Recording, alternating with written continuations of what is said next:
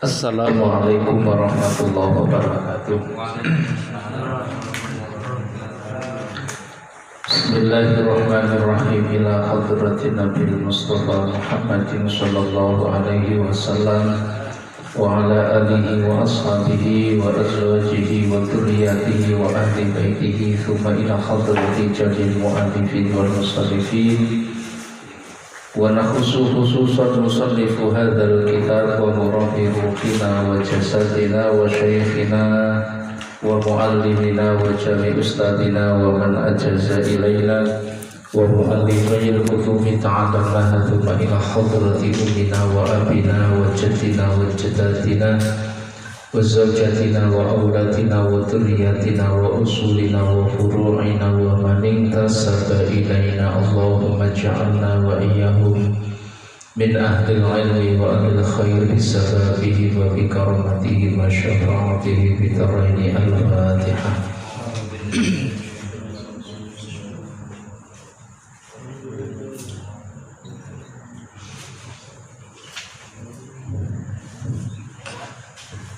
Bismillahirrahmanirrahim. Dalu menika nglajengaken kajian mengenai lataif ingkang kala wingi sampun kita sutrapi sesarengan tentang bagian-bagian latifah mulai latifatul qalbi sampai latifah kullu jasad. Saniki tentang pengertian napa kula panjenengan sedaya niku kedah nyumrapi mangertosi mengenai latifah. Mengenal latifah batin dalam thariqah sufi, acuan dalam pengamalan thariqah bertumpu pada tradisi dan akhlak nubuwah atau akhlak kenabian, dan mencakup secara esensial tentang jalan sufi dalam melewati maqamat dan ahwal tertentu.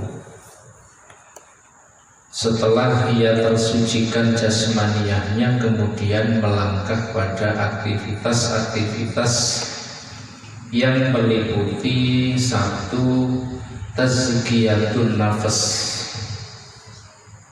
tazkiyah an-nafas, bahasa terjemahan ini pensucian jiwa.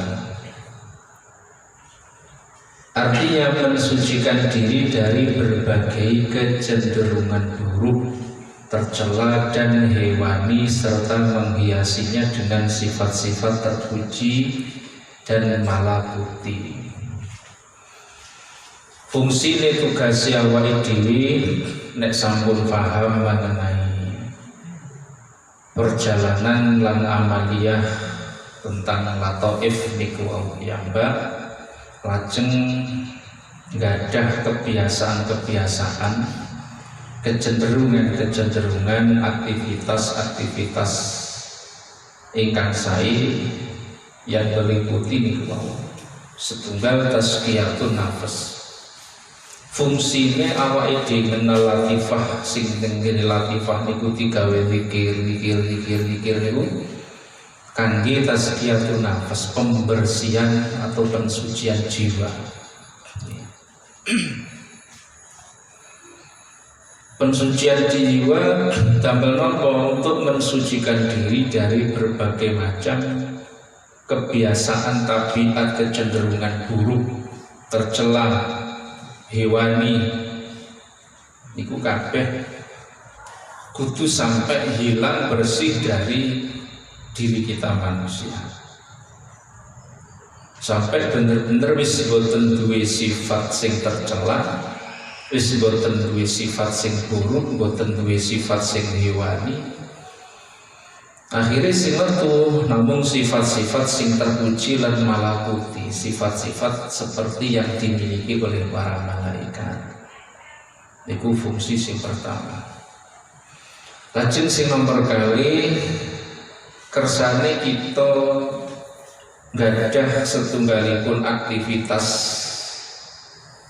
yang meliputi tasfiyatul qalb. Tasfiyah al-qalb. Tasfiyatul qalb itu pensucian qalbu, pensucian hati. Ini berarti menghapus dari hati kecintaan akan kenikmatan duniawi yang sifatnya sementara dan kekhawatirannya atas kesedihan, serta memantapkan dalam tempatnya kecintaan kepada Allah semata. Berseni hati sangka sifat-sifat sing bersifat kebendaan, kecintaan kebendaan kita. Kenikmatan-kenikmatan duniawi sing kabeh niku asline sifatnya sementara, kekhawatiran atas kesedihan nek sampai ditinggal kali duniawi niki wau. Nah, kondisi ati sing tasih kaya ngoten niku enggak iso awake dhewe niku digawe munajat nang Allah niku mboten mungkin. Mboten iso mungkin digawe parek nang Allah mboten mungkin. Kuwi lho kudu dibersani. Nggih. Sangka sifat-sifat kecintaan terhadap kebendahan dan kekhawatiran terhadap kebendaan itu ya harus bersih. Sing nomor 3 takhliliyatus sirri. Takhliliyatus sirri.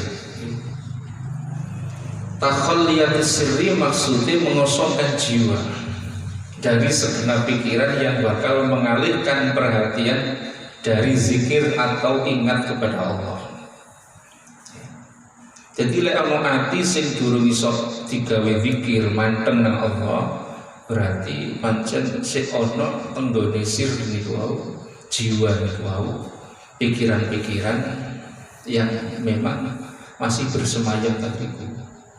Dari pikiran-pikiran ini kemudian menjadi materi yang memberatkan kita untuk selalu mengingat Allah. Akhirnya lali nitimbang ilinge. Bahkan 24 jam mawon lali nitimbang ilinge. Sampai sholat pun yo tetep gak eling pangeran. Wis nemen-nemen. Apa maneh yen jobone sholat, ibadah sholat apapun mawon tasih dereng saged eling nang pangeran. Iku saking nemene. Awake dhewe niku isine kaya ngoten niku. Sing kudu diberseni. Nomor 2 tajalliyatur ruh. Tajalliyah ar-ruh atau pencerahan ruh. Berarti mengisi ruh dengan cahaya Allah dan gelora cintanya. Allah terus disek dengan latifah niku. Hati kita, jiwa kita menjadi bersih. Akan kaya wong ibarate ana wadah sing kotor dikorai terus sampai bener-bener bersih. Nah, niku tugasi lan fungsine awake dhewe zikir latifah niku damel niku. Jadi ada 4 misi yang harus kita lalui, ada 4 misi yang harus kita terapkan, ada 4 misi yang harus kita lakukan. Tazkiyatun nafas, tasfiyatul qalb, takhaliyatus sirri, tajalliyatur ruh. Ini 4 niki menjadi tugas kita, dan salah satu alat yang bisa untuk melakukan 4 hal ini hanya dengan satu cara. Ini satu cara bisa menghasilkan 4 fungsi itu. Dengan hanya berzikir dengan zikir latifah, maka 4 hal itu sudah bisa tercapai. Tazkiyatun nafas, pensucian jiwa; tasfiyatul qalb, pensucian qalbu; takhaliyatus sirri, pengosongan jiwa; tajalliyatur ruh, pencerahan ruh. Niku bisa didapatkan dengan satu langkah menika zikir latifah niku wau.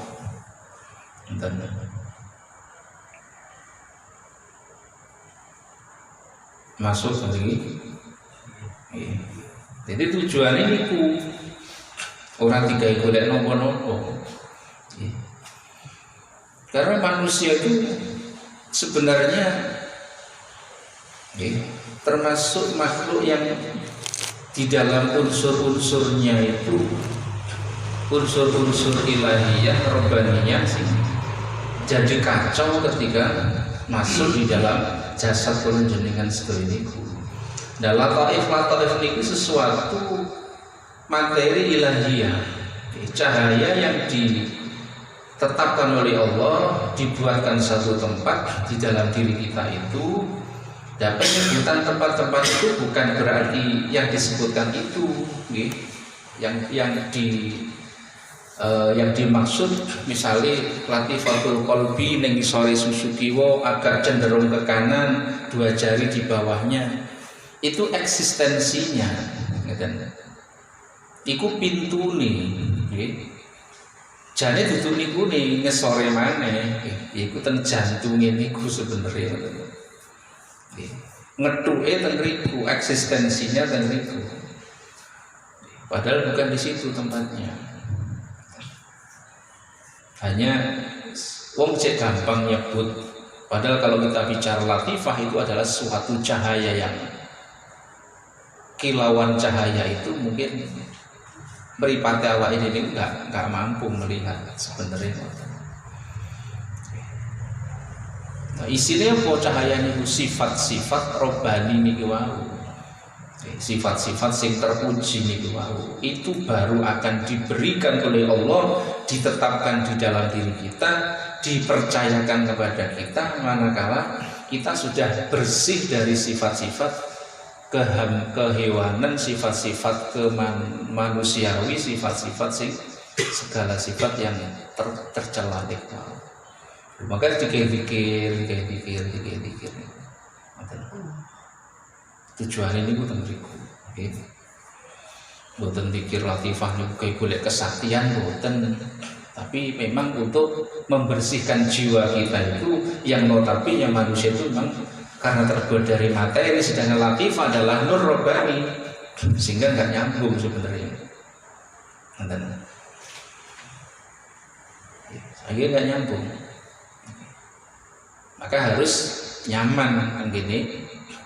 Diri kita itu apa yang nyaman gini maka sebutlah nama Allah di setiap wilayah latifah niku, maka seluruh sifat yang akan seluruh sifat baik niku akan lebih cenderung ke kita, sifat-sifat yang buruk akan cenderung pergi meninggalkan kita. Nek boten sing dominan di sifat elek ini hiwane metu berarti lawamah kan itu. Tujuannya namun buat kalau tambah sidik qasrun latifah kullu jasad merupakan unsur jasmaniyah, berarti istana yang menunjukkan betapa keunikan struktur tubuh manusia. Sadrun latifatun nafs sebagai unsur jiwa, qalbun latifatul qalb sebagai unsur ruhaniyah, fuadun latifatul ruh unsur ruhaniyah, syagofun latifatul sirri unsur ruhaniyah, lubun Indonesia lub dalam lubuk hati, lubul qalbi hati yang paling dalam. Biasanya tetap di Indonesia ini lubuk hati kan, lub itu bahasa Arab masih lubul qalbi dalamnya hati, latifatul khafi unsur rohaniyah, sirrun latifatul akhfa unsur rohaniyah.